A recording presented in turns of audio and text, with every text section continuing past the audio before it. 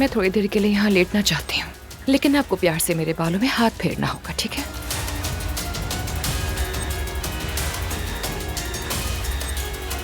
ये दुनिया का आरामदेह बिस्तर है। क्या मैं सीरीज में आने वाली हूँ?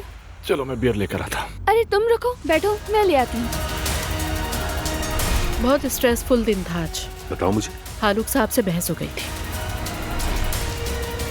माशाल्लाह, सुभान अल्लाह, सब कुछ बहुत अच्छा लग रहा है। हाँ बिल्कुल, मुबारक हो। शुक्रिया, खुश आमदीद। मुझे तो ये समझ नहीं आ रहा हम लोग यहाँ आए ही क्यों हैं।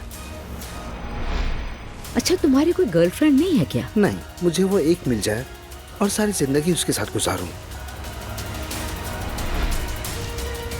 अस्सलाम वालेकुम। मैं जरा शारिक को देख लूं।